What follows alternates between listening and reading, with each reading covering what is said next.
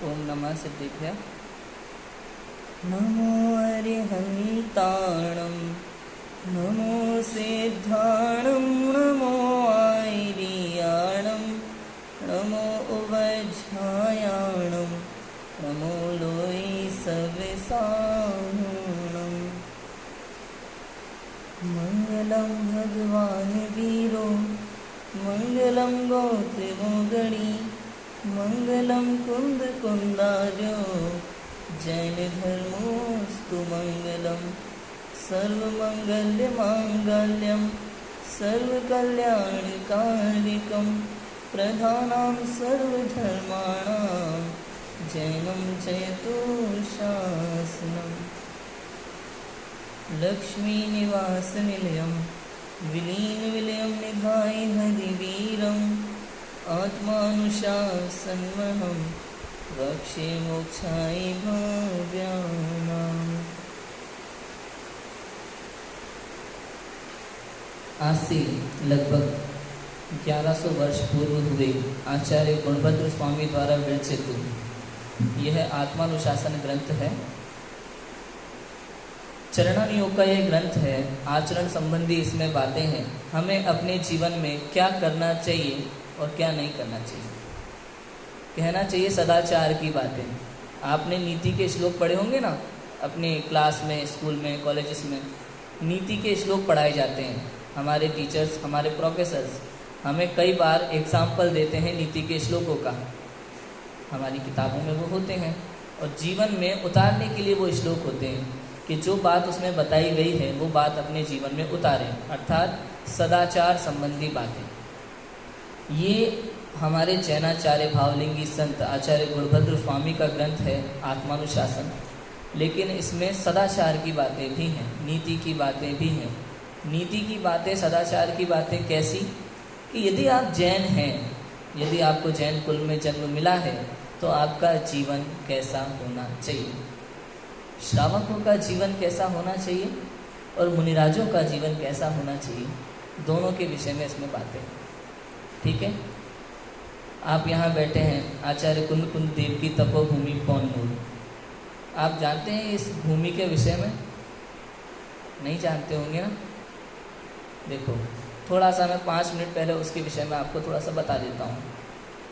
आचार्य कुंद कुंद देव कौन है?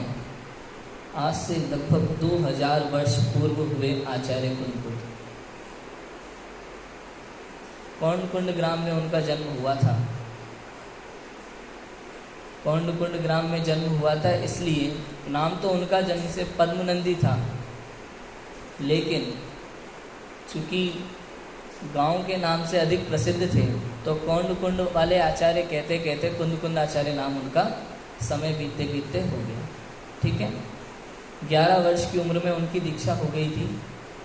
बहुत ही आध्यात्मिक रुचि वाले थे जन्म से ही। उनकी पूर्व की कहानी भी है, ग्वाला वाली। ग्वाला थे, एक वृक्ष था, जंगल में जला हुआ था। वृक्ष के टोकर में शास्त्र रखा था। उन्होंने शास्त्र एक मुनिराज को दान दिया। उनकी प्रवृत्ति बड़ी शांत थी, मंद कषाई प्रवृत्ति के जीव थे।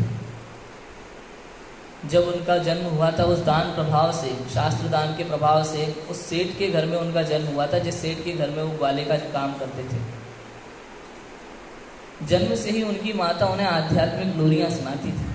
आध्यात्मिक लोरियां, तू ही शुद्ध है, तू ही बुद्ध है, तू ही गुण अनंत की खान है। सुन चेतना अब जागना, सुन चेतना अब जागना। बचपन से ही ऐसी आध्यात्मिक लोरियां सुनाती थी। मेरा वीर बनेगा बेटा। तो वैसे ही संस्कार पड़ गए। बच्चों का दिमाग शुरू में एकदम खाली होता है, जैसा जैसा उन्हें सिखा देते हैं ना वैसे सीख जाते हैं। हम अगर सिखा दें इनको पागल बोलो तो वैसे ही सीखते हैं। समझ आया? और ऐसी लोरियां सुना दो, तू परमात्मा है, तू गायक है, चैतन्य है, अनंत गुणों का स्वामी है। ऐसी बातें अगर बचपन से सिखाई जाए तो वही संस्कार पड़ते हैं। तो वैसे ही संस्कार थे। 11 वर्ष की उम्र में दीक्षा हो गई थी। बहुत अच्छा क्षम था। ज्ञानी जीव थे।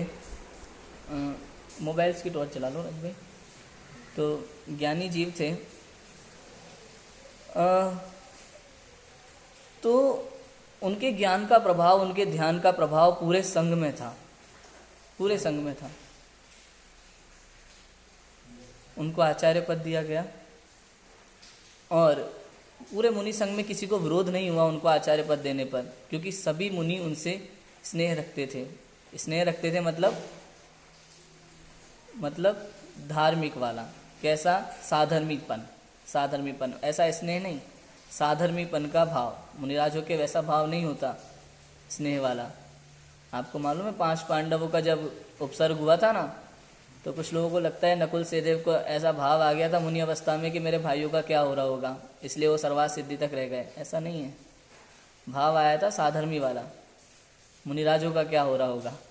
भाई वाला विकल्प तो आता ही नहीं है उस भूमिका में, वरना सर्वात सिद्धि भी नहीं जा पाते और नीचे रह जाते। तो समझ में आया। तो वो आचार्य यहाँ आए थे, तप में लीन थे इधर पहाड़ पे, और उनको मन में ऐसा विकल्प आया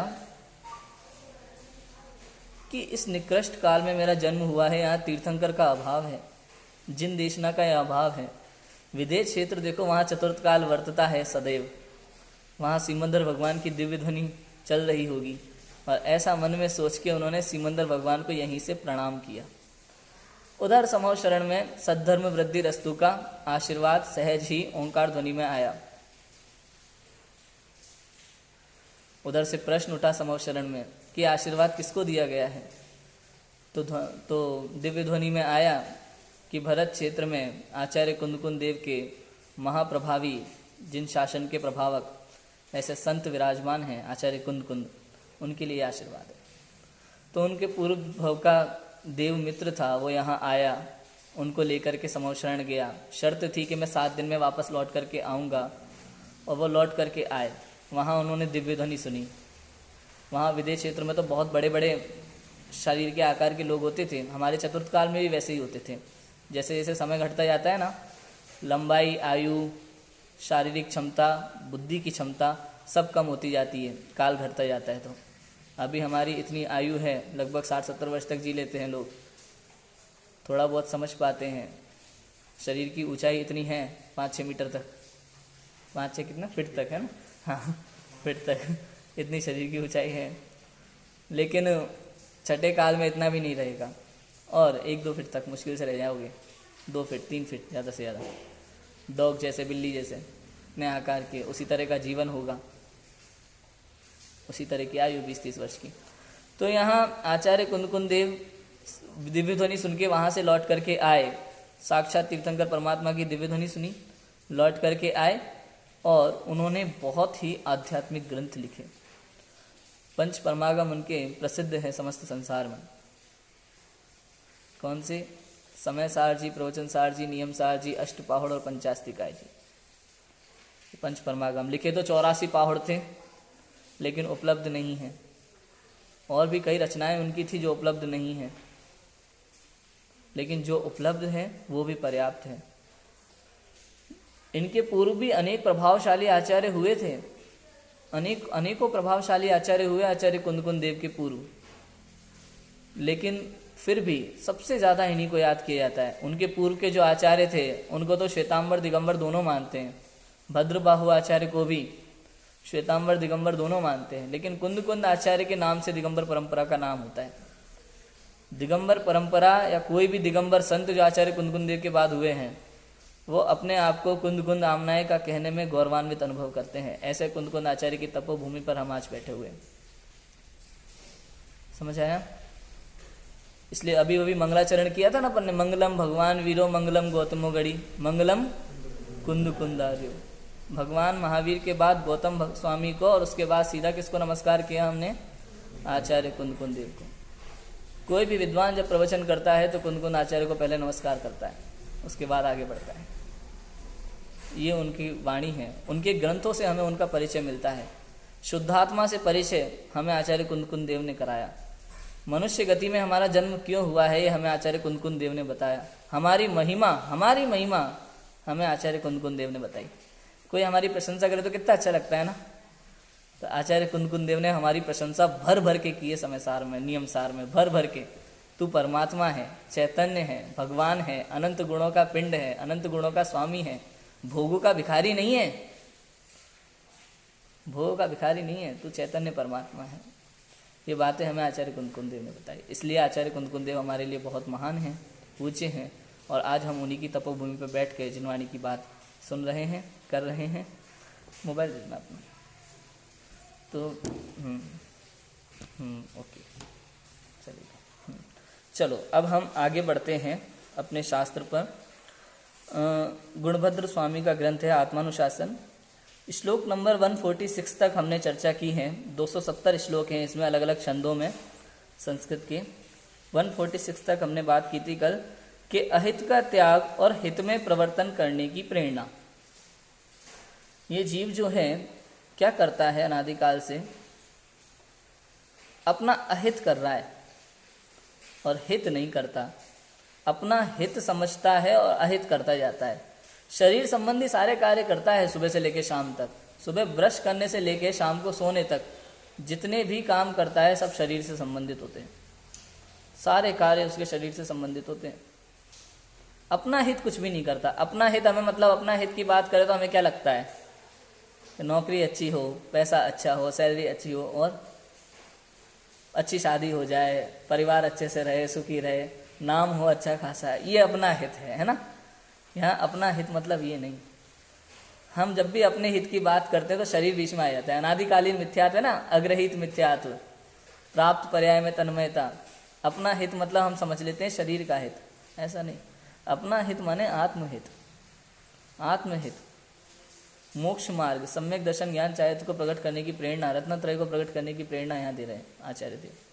ठीक है, देखो 147 नंबर का श्लोक पढ़ते हैं हम। गुणों का ग्रहण और दोषों के त्याग की प्रेरणा। इसी बीच में आपको बहुत सारी महत्वपूर्ण बातें बताने वाला हूँ इसी श्लोक के माध्यम से। कल भी बहुत सारी चर्चा हमने की थी, आज हम थोड़ा सा फिर से लेंगे। कारण सहित गुण और दोषों को जानने से क्या होता है, यह बात आगामी छंद में कहते हैं। ठीक है, पढ़ते हैं। शिखरणी छंद है हमारे पास यहाँ। इमे दोषास्तेषां प्रभुवन्ममीभ्यो नियमतः गुणाश्चैते तेषामपि भवन्मीतेभ्य इति यः त्यजन्त्याज्यान् हेतुन् झटिति हित हेतुन् प्रतिभजन् स विद्वान् सद्व्रतः सहि सनिधि सौख्य यशसो। यही दोष है और यह इनकी उत्पत्ति का कारण है। यह सद्गुण है और यह इनकी उत्पत्ति का कारण है। यह विचार जो त्याजे हेतु को तजे, शीघ्र हेतु को भजे। सचरित्र विद्वान वही सुख यश निधि का घर है। कहते हैं कि यही दोष की उत्पत्ति का कारण है और यही सद्गुण की उत्पत्ति का कारण है। ऐसा जान के, जो कारण को जान करके ग्रहण और त्याग करता है, वही ज्ञानी है, वही बुद्धिमान है, वही सज्जन पुरुष है। इतनी बात यहाँ कहते हैं। देखो अर्थ पढ़ लेते हैं, फिर अपन बात करते हैं इस विषय में। ये दोष है और ये इन कारणों से उत्पन्न होते हैं, तथा ये गुण है और ये इन कारणों से उत्पन्न होते हैं। ऐसा निश्चय करके जो जीव त्यागने योग्य कारणों को शीघ्र छोड़ता है और हित के कारणों का सेवन करता है, वही जीव ज्ञानी है, वही सम्यक चरित्रवान है और वही सुख और यश का निधान है। देखो समझने की बात बहुत सिंपल है। बात क्या है कि कोई भी कार्य हम करते हैं ना, तो उसके कारण का हमें पता होना चाहिए। किसका पता होना चाहिए? कारण का। लौकिक हो या मोक्ष मार्ग की बात हो, कारण का पता हमें होना चाहिए। ऐसा नहीं कि कहीं बोल दिया किसी ने, या हमने कहीं से सुन लिया, कहीं से पढ़ लिया और हमने मान लिया और करे जा रहे हैं। क्यों करते हो भैया, ऐसा क्यों, वो हमें नहीं पता, बस करते हैं। ऐसा होता है। ऐसी कितनी चीज़ें हैं संसार में, बताओ। यहाँ कह रहे हैं यदि तुझे सम्यक दर्शन प्राप्त करना है ना, तो तू सम्यक दर्शन के कारणों को जान। सम्यक दर्शन के पीछे मत भाग। यदि तुझे मिथ्यात्व से बचना है, यदि तुझे दोषों से बचना है, पापों से बचना है, उसके कारण को जान, उसके पीछे मत भाग, उसको दूर करने के पीछे मत पड़। वो किन कारणों से उत्पन्न होता है ये जान। अच्छा, डायबिटीज दूर करनी है तो क्या करना चाहिए? आप डॉक्टर को दिखाने जाओगे, डायबिटीज दूर करनी हो आपको तो क्या करेगा डॉक्टर? क्या कहेगा कि मीठा कितना भी खाओ उससे समस्या नहीं है, बस ये दवाई ले लो आप, यही कहेगा कि कारण के लिए मना करता है पहले। भाई दवाई लो ना लो फर्क नहीं पड़ता, उसका कारण खत्म होना चाहिए। समझ आया कि नहीं आया? कारण का त्याग करना जरूरी है। उसका कारण क्या है? भाई हमारा बेटा तो बहुत बुरा है, बुरा क्यों है? क्यों है? कारण पता होना चाहिए। कारण दूर करने का सोचो। भाई व्यक्ति बुरा नहीं होता, कभी कभी संगति का असर पड़ जाता है। भाई किनके साथ उठता बैठता है। पहले के समय में तो ऐसा ही होता था, विवाह की बात होती थी ना जब, तो पहले के लोग यही कहते थे, भाई लड़के को देखना है, लड़का कैसा है ये जानना है, तो वो किन के साथ उठता बैठता है ये पता करो। ये बात होती है। आज भी ऐसा ही होना चाहिए। विचार कैसे हैं, कैसा सोचता है, कैसा निर्णय लेता है, ये समझ। तो कारण की जानकारी हमें होना चाहिए किसी भी चीज का। अब सम्यक दर्शन प्राप्त करना है, हम सोचते हैं सम्यक दर्शन प्राप्त हो जाए, केवल ज्ञान हो जाए, केवल ज्ञान हो जाए। होगा नहीं। प्रवचन सार में लिखा है, पज्जय मूढ़ा ही सर पर समया। जो पर्याय में मूढ़ है वो मिथ्या दृष्टि है, अज्ञानी है, जीव बहिरात्मा है। इसलिए गुण जिस कारण से वो गुण प्रकट होता है ना, वो पर्याय प्रकट होती है, उस कारण को पकड़ो, तो अपने आप कार्य हो जाएगा। कार्य अपने आप होता है, और कारण के बिना कार्य नहीं होता कभी भी। इसलिए कारण पे ध्यान देना चाहिए, कार्य पे नहीं। यही महत्वपूर्ण बात है इस पूरे शास्त्र के अंदर। हम लोग क्यों मिथ्या दृष्टि है, मतलब अज्ञानी जीव क्यों है? अनादिकाल से ये जीव अज्ञान में क्यों भरा पड़ा हुआ है? क्योंकि हमें लगता है ये जो हम कर रहे हैं ना यही सही है। कितने लोग ऐसा मानते हैं कि हम कुछ करेंगे नहीं तब तक कुछ नहीं होगा? मानते हैं कि नहीं मानते? बताओ भाई, पहले पढ़ाई लिखाई करनी पड़ेगी, जी तोड़ मेहनत करनी पड़ेगी, तब जाके टॉप करेंगे। आचार्य देव कहते हैं कि पुरुषार्थ नाम की जो चीज है ना, वो केवल आत्म कल्याण में लगती है, सांसारिक में नहीं लगती। संसार में जो कुछ भी होता है तेरे कर्मों के अनुसार होता है। तेने पूर्व में जो परिणाम किए थे, उससे जिन कर्मों का बंध हुआ था, वो उदय में आते हैं और तेरी ये सांसारिक सुख दुख रूप अवस्था होती है। तेरा जो भी हित है सांसारिक वाला, वो तेरे कर्मों पर निर्भर करता है। तू सोचता है तू जो मेहनत कर रहा है, तू जो पुरुषार्थ कर रहा है, गधा मजदूरी कर रहा है, इससे तेरा कल्याण हो रहा है, ऐसा नहीं है। कितने ही बुद्धिमान जीव उसी बुद्धि के द्वारा अमीर बनते हुए देखे जाते हैं, और उसी बुद्धि के होते हुए वापस गरीब होते हुए देखे जाते हैं। देखे जाते हैं कि नहीं देखे जाते? वो तो हम अपनी बुद्धिमता से हुए थे, तब वो बुद्धिमता कहाँ चली जाती है? होता है कि नहीं होता? हम लोग तुरंत अपने आप को क्रेडिट दे देते हैं हर कार्य में। भाई मेरी कक्षा में पढ़ने वाले बच्चे, इसने टॉप किया है, क्यों? मेरी कक्षा में पढ़ रहा है। और वो वाला जो फेल हो गया, वो अरे वो तो पढ़ाई पे ध्यान ही नहीं देता था शुरू से। तो हम अपने आप को कितनी जल्दी क्रेडिट दे लेते हैं ना अच्छे काम के लिए। अपने को देते हैं और फिर भगवान को देते हैं कि नहीं देते? सारा काम करता कोई और है, नाम किसी और का। हाँ भाई विवाह की तैयारी हुई, 4 जगह रिश्ते देख लिए, 4 जगह मना कर दिया पूरे परिवार वालों से सलाह करने के बाद, 5वीं जगह पक्का हो गया, और तुरंत भगवान की कृपा से पक्का हो गया भैया। क्यों भाई? उन 4 में तुमने किसने निर्णय लिया था? ये मिथ्यात्व है, मतलब ये कारण है। इनके कारण से हम भटक रहे हैं संसार में, हम समझ में ही नहीं आता हम क्या कर रहे हैं। ये छोटे छोटे कारण हैं जो आपको बताने। बातें बहुत छोटी छोटी लगती हैं ऐसे बात करते में, कोई से अगर कहे तो कह भी देगा, इतना कहने से होता क्या है? अंदर में थोड़ी ना वैसी बात मानते। नहीं, अगर अंदर में नहीं है तो बाहर में क्यों है? अंदर में नहीं है तो बाहर में क्यों है? फिर सोचो। हमें लगता ही नहीं है कि हम इसके लायक हैं, सम्यक दर्शन के लायक हैं। बहुत सारी बातें हैं, हमें लगता नहीं है अभी तो कुछ कि हमें सम्यक दर्शन हो सकता है कि नहीं हो सकता। अरे हम तो पंचम काल के जीव हैं, गरीब हैं, व्यापार आदि करने वाले हैं, हमें कहाँ सम्यक दर्शन। सम्यक दर्शन तो किसको होना चाहिए? त्यागी व्रतियों को होना चाहिए भाई। सबसे पहले होगा तो बड़े बड़े विद्वानों को होगा, हमें क्यों होगा? पहले से ही बुद्धि वैसी बना रखी है। सुमंत जी भाई साहब ने एक बार मुंबई में उदाहरण दिया था, सुमंत प्रकाश जी भाई साहब ना, मुंबई में एक बार उदाहरण दिया था उन्होंने, बहुत गजब का, कि भाई कोई किसी को विवाह करना है, कोई लड़का है, बहुत गरीब परिवार का है लड़का, हाँ कितना, कौन से परिवार का? बहुत गरीब परिवार का, या कहते हैं लड़की बहुत गरीब परिवार का है और लड़का बहुत पैसे वाला, बहुत पैसे वाला। तो हम सोचते हैं शादी कैसे होगी? पैसे वाले की घर की, पैसे वाले घर का लड़का है या पैसे वाले घर की लड़की है और लड़का है गरीब परिवार का, शादी कैसे हो? अंदर से ही अरे यार इतना कमाते भी नहीं है, 2 कमरे का हमारा मकान है और वो करोड़पति, वो हमसे शादी क्यों करेगी? फिर भी बुलाया है देखने के लिए, बताया है किसी ने, उनने बुलाया है तो मिलने में क्या बुराई है, ऐसे चले जाते। लेकिन अंदर से विश्वास नहीं होता कि होगा, और पक्का हो जाए तो,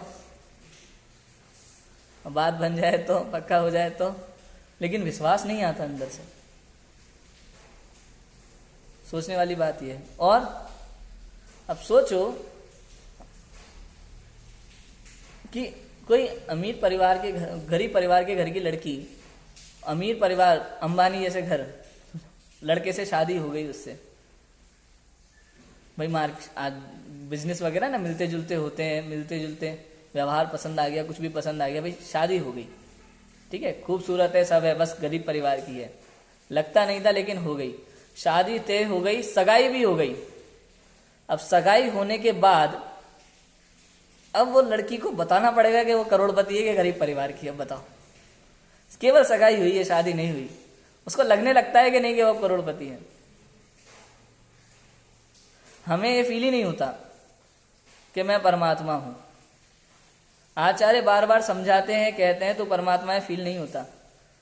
सम्यक दर्शन के लिए लोग पूछते हैं कई बार, तो कहते हैं सम्यक दर्शन हुआ कि नहीं हुआ ये किसी से पूछना चाहिए। अरे भैया सम्यक दर्शन हो जाए तो पूछना नहीं पड़ता, पूछना नहीं पड़ता। एक गर्भवती बहू थी, सास से कहती है अपनी से कि मम्मी जी जब बच्चे का जन्म होगा ना तो मुझे जगा देना, मैं सो रही हूँ अभी। जब बच्चे का जन्म होगा तो मुझे जगा देना, मुझे देखना है कैसे जन्म होता है बच्चे का। तो सास कहती है कि जब बच्चे का जन्म होगा ना तो हम तुम्हें नहीं जगाएंगे, तुम समझ को सबको जगा दोगी यहाँ चिल्ला चिल्ला के। ऐसा जब सम्यक दर्शन होगा ना तो कोई और तुझे नहीं बताएगा, तेरे अंदर में प्रकट होगा, अनुभव होगा, जागृत हो जाएगा, चेतना जागृत हो जाती है। सम्यक दर्शन वो है, अनुभव आत्मा का वैसा है। बात समझ में आ रही कि नहीं आ रही? महत्वपूर्ण बात यह है कि हमें कारण पता होना चाहिए। कारण जानो, कारण से ही कार्य की सिद्धि होती है। लक्ष्य के पीछे कभी मत भागो, लक्ष्य के पीछे कभी मत भागो। गलती कहाँ होती है मालूम है? हम लक्ष्य निर्धारित कर लेते हैं, हमें वहां पहुंचना है, उसके बाद मार्ग चाहे जैसा चुनते हैं, लक्ष्य प्राप्त नहीं कर पाते। आजकल सबसे पूछो किसी से भी तो एक ही बात बताते हैं। स्कूलों में भी ये बात शुरू हो जाती है बचपन से, स्कूलों से की पढ़ाई से, स्कूल के टीचर से लेकर के मोटिवेशनल स्पीकर्स तक, बड़े बड़े सब लेक्चरर्स। एक बात, आपके जीवन में एक लक्ष्य होना चाहिए, आपके जीवन में एक लक्ष्य होना चाहिए, आपके जीवन में एक लक्ष्य होना चाहिए। सदाचार की बात ही नहीं है, मार्ग कैसा होना चाहिए ये बताना ही नहीं चाहता कोई, केवल लक्ष्य, मंजिल। आप मंजिल के पीछे मत भागो, मंजिल तो आपको अपने आप मिल जाएगी यदि मार्ग सही होगा तो। सोचो ना, आप सभी बेंगलोर से आए, आप बिल्कुल मत सोचो बेंगलोर जाना है, बस खाली बेंगलोर का रास्ता पकड़ लो, बेंगलोर पहुंच जाओगे कि नहीं पहुंच जाओगे। अगर रास्ता बेंगलोर का पकड़ा है तो अपने आप पहुंच जाओगे। लेकिन अगर चेन्नई का रास्ता पकड़ लिया और मन में खूब सोच रहे नहीं जाना तो बेंगलोर ही है, पहुंचेंगे कि नहीं पहुंचेंगे? यही होता है। हम सोचते तो रहते हैं, लक्ष्य तो बनाते हैं दुनिया भर के, लेकिन मार्ग पे ध्यान नहीं देते। इसलिए यहां वो समझाते तो मार्ग को समझ। मार्ग अगर सही है ना तेरा तो मंजिल तुझे अपने आप प्रकट हो जाएगी, पता भी नहीं चलेगा। पता भी नहीं चलेगा का मतलब पता तो चलेगा, मतलब तुझे रटना नहीं पड़ेगा उसको, समझ है? ऐसा होता है। देखो आगे पढ़ लेते हैं भावार्थ। विवेकी पुरुष सर्वप्रथम दोष और गुण को पहचानते हैं, वहाँ विचार करने पर आत्मा को दुख के कारण होने से मिथ्यात्वादी दोष रूप भाषित होते हैं और आत्मा को सुख का कारण होने से सम्यक्तवादी गुण रूप भाषित होते हैं। कि विवेकी पुरुष को सर्वप्रथम दोष और गुण को पहचानते हैं। जो बुद्धिमान पुरुष है, समझदार पुरुष है, ज्ञानी है, विवेकी माने सही गलत का निर्णय करने की जिसमें गुणवत्ता है, जिसमें वो बुद्धिमता है, जिसमें वो योग्यता है कि जो सही गलत का निर्णय कर सके। विवेकी पुरुष सर्वप्रथम दोष और गुण को पहचानते हैं। वहाँ विचार करने पर आत्मा को दुख का कारण होने से मिथ्यात्वादी दोष रूप भाषित होते हैं और आत्मा को सुख का कारण होने से सम्यक्तवादी गुण रूप भाषित होते हैं। उन्हें पता चल जाता है कि मिथ्यात्वादी जो है ना वो मेरे लिए दोष है और सम्यक्तवादी जो है वो मेरे लिए गुण है, अच्छे हैं। इसलिए इन दोषों का त्याग करना है, इन गुणों का ग्रहण करना है। इतनी बात तो विवेकी पुरुष यहाँ पे समझता है। अज्ञानी इस बात को नहीं समझता, वो इस बात को बिल्कुल नहीं समझता। वो ही फालतू के कर्म करेगा, दुनिया भर के कर्म। देखो, इसके पश्चात वे दोष और गुण के कारणों को पहचानते हैं। वहाँ कुदेव, कुशास्त्र, कुगुरु आदि या विषयादि सामग्री दोषों का कारण भाषित होती हैं तथा सुदेव, सुशास्त्र, गुरु या व्रत संयम आदि गुणों के कारण भाषित होते हैं। इस प्रकार निश्चय करके दोषों के कारणों का त्याग करना चाहिए और गुणों के कारणों को ग्रहण करना चाहिए। कि कुदेव, कुशास्त्र, कुगुरु या कुदेव, कुशास्त्र, कुगुरु के मानने वाले, उनके अनुयायी, ये सब हमारे लिए दोष हैं, ये मिथ्यात्व के कारण हैं। यदि आप ये सब करते हो ना, आपको सच्चे देव का और कुदेव का अंतर नहीं पता, तो आप मिथ्या दृष्टि हैं, अज्ञानी हैं। सोचने वाली बात है भाई। पिता एक ही होता है, सब नहीं होते। पिता एक ही होता है। यदि किसी का पिता बचपन से बाहर गया हो, विदेश कमाने चले जाते ना बहुत से लोग, बचपन से बाहर घूमने गए, कई वर्षों बाद आए, तो माता जो है पिता के गुण वगैरह समझाती हैं बच्चों को। आपके पिता सिगरेट नहीं पीते, गुटखा नहीं खाते, सज्जन पुरुष हैं, इस तरह से बात करते हैं, ऐसे कपड़े पहनते हैं, सब बता देती है ना। अब कोई उनका बहरूपिया आ जाए, भले शक्ल वैसी हो लेकिन सिगरेट पी रहा हो, तो क्या होगा? नहीं, ये मेरे पिता नहीं हो सकते। माता ने तो क्या बताया था। तो ऐसे ही लक्षण हमें पहचानना चाहिए, कारण क्या है वो जानना चाहिए। कुदेव, कुशास्त्र, कुगुरु और दुनिया भर की हरकतें हम करते हैं। क्या? दुकान खोलते समय नहीं करते लोग? वाह, कैसे ऐसे करते हैं ना। पैसा पहली बार बोलनी होती है ना, सबसे पहले ग्राहक आता है सुबह सुबह, तो सबसे पहले पैसे को ऐसे माथे से आगे। उससे क्या होता है? क्या होता है ये सोचो। यह है अज्ञान, यह है मिथ्यात्व। कुछ नहीं होता, सब जानते हैं इससे कुछ नहीं होता, फिर भी करते हैं, आदत पड़ी हुई है। यह है मिथ्यात्व। और भी कई तरह का है। धन आदि को पूजना, कुछ नहीं तो गाड़ी घोड़े की पूजा की जा रही है। भाई भगवान कम हो गए मंदिर में। आपने एक नया लैपटॉप क्या खरीदा, नई कार क्या खरीदी, कोई भी चीज नहीं खरीदते हैं, पहले पूजा की जाएगी उसकी। क्यों भाई?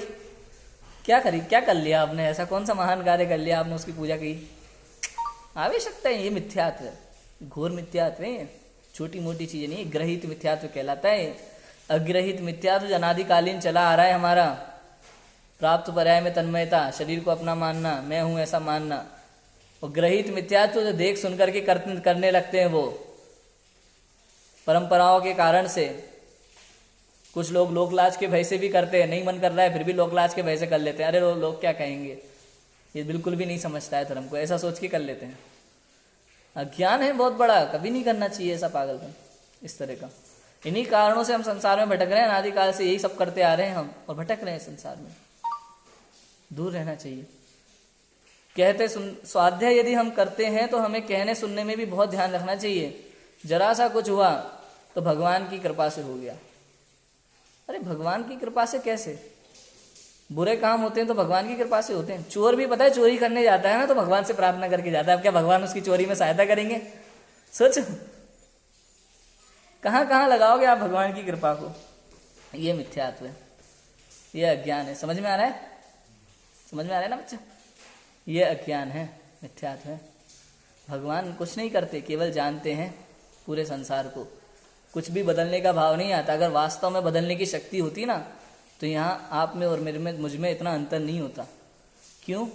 एक पिता के यदि 2 बच्चे हैं, 3 बच्चे हैं, तो वो तीनों के लिए एक जैसा सोचते हैं कि अलग अलग सोचते हैं? भाई घर में अगर उनके लिए ड्रेस खरीदने जाते हैं ना तो तीनों को दिलाते हैं उनकी पसंद की, उनकी पसंद से, भेदभाव नहीं करते। और संसार ये मानता है हम भगवान के बच्चे हैं, तो फिर इतना भेदभाव क्यों? कोई अमीर परिवार में जन्म लेता है, कोई गरीब में क्यों? एक सीधा करोड़पति पैदा हो रहा है और एक को खाने के लाले हैं, ऐसा क्यों? क्योंकि इसमें भगवान का कोई रोल ही नहीं है कहीं से कहीं तक। जबरदस्ती पीछे पड़े हम। ये अज्ञान है, ये मिथ्यात्व। कारणों को जानो, ये कारण हमें दूर करते हैं। अग्रहित रहित दोनों समझ में आ गया ना। सबसे बड़ा कारण तो ये बाहर का तो मैंने बता दिया कि ये सब ये अज्ञान है, और सबसे बड़ा कारण है अग्रहित मिथ्यात्व, प्राप्त पर्याय में तन्मता, ये मैं हूं ऐसा मानना। लौकिक में तू में होती है ना, तू में, तो वो समस्या है बहुत बड़ी। लौकिक जीवन में घर परिवार में तू में बहुत बड़ी समस्या है, झगड़ा है। लेकिन मोक्ष मार्ग में ये तू में सब समस्याओं का समाधान है, सारे झगड़ों से छूट जाते हैं। तू है, मैं हूं, सारा झगड़ा खत्म। मेरा किसी से कोई रिश्ता नहीं है, कोई संबंध नहीं है। ये है मोक्ष मार्ग। समझ आया? कारणों को जानो। दोष यदि कोई मिथ्यात्व है, दोष है, तो उसका कारण क्या है, किस कारण से ऐसा हुआ, वो जानना चाहिए। घर में भी मैं बोलता हूं, परिवार में भी अगर बच्चे हैं कुछ कर रहे हैं तो ऐसा नहीं उनको डांटने मारने लगे, पनिश करने लगे जरा सी बात पे, नहीं। वो ऐसा कर रहा है तो क्यों कर रहा है? उसने आज कोई बात बोली ऐसी जो हमें लगा यार ये कहाँ से सीख रहा है, तो पता करना चाहिए कहाँ से सीख रहा है, ये गलत चीज उसने कहाँ से सीखी। कारण को दूर पकड़ो, कारण पकड़ो, कार्य नहीं। बात समझ में आ गई? देखो लास्ट पढ़ते हैं। जहां गुण दोष और उनके कारणों का निश्चय सहित ज्ञान तो सम्यक दर्शन सहित सम्यक ज्ञान है, तथा सर्व दोषों की कारणों को छोड़कर गुणों का ग्रहण करना सम्यक चारित्र है। इस प्रकार तीनों के मिलने से मोक्ष मार्ग होता है और उसका फल मोक्ष है। जहां अनंत सुख का अनुभव होता है तथा उस जीव की सर्व प्रकार से महिमा होती है, इसलिए पहले गुणों और दोषों को कारण सहित जानना चाहिए। देखो कारण सहित जानोगे अगर निश्चय सहित ज्ञान तो सम्यक दर्शन सहित सम्यक ज्ञान है। निश्चय माने दृढ़ श्रद्धान, निश्चय सहित यदि ज्ञान है, श्रद्धान सहित यदि ज्ञान है तो सम्यक दर्शन ज्ञान तो हो गया। और सर्व दोषों के कारण को छोड़कर गुणों का ग्रहण करना वो सम्यक चारित्र है, वो आचरण में आ गया। आपके आचरण, आपको सम्यक दर्शन सम्यक ज्ञान सम्यक चारित्र कोई अलग अलग समय पे होते हुए ऐसा नहीं है, एक साथ एक समय में प्रकट होते हैं। जिस समय श्रद्धा सम्मुख हुई उस समय श्रद्धा ज्ञान पूर्वक एक समय का आत्मानुभव होता है, निर्णय हो जाता है ना पक्का, तो उस निर्णय पे अटल व्यक्ति एकदम से उसको अनुभव करता है और उसी समय उसको निश्चय सम्यक दर्शन ज्ञान चारित्र प्रकट होता है।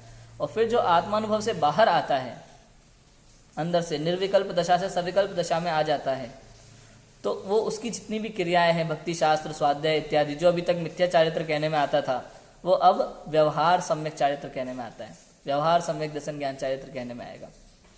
आत्मलीनता की अवस्था, निर्विकल्प अवस्था, वो निश्चय सम्यक दर्शन ज्ञान चारित्र है। और उसके बाद बाहर में उसके जितने भी व्यवहार हैं वो सम्यक दर्शन ज्ञान चारित्र कहलाएंगे, व्यवहार सम्यक दर्शन ज्ञान चारित्र। ठीक है, देखो इतना समझ में आ गया। इस प्रकार इन तीनों के मिलने से मोक्ष मार्ग होता है और उसका फल मोक्ष है। मोक्ष मार्ग का फल क्या है? मोक्ष है। बेंगलोर रूट का फल क्या है? बेंगलोर है। भाई इस मार्ग पे जाएंगे तो ये मिलना निश्चित है। जहां अनंत सुख का अनुभव होता है तथा उस जीव की सर्व प्रकार से महिमा होती है। जहां अनंत सुख का अनुभव होता है तथा उस जीव की सर्व प्रकार से महिमा होती है, वह इसलिए पहले गुणों और दोषों को कारण सहित जानना चाहिए। भाई कारण जान लिया, सारा सुख हमारे अंदर है, इसलिए इसकी महिमा है। जान लो, समझ लो, निर्णय लो और अनुभव करो, यही महत्वपूर्ण है। हम सभी समस्त गुण और दोषों को जानें, समझें, दोषों का त्याग करें और गुणों को ग्रहण करें और सिद्ध अवस्था को प्राप्त हो। इसी मंगल भावना से अभी की बात को विराम देते हैं। ओम नमः सिद्धिभ्यो।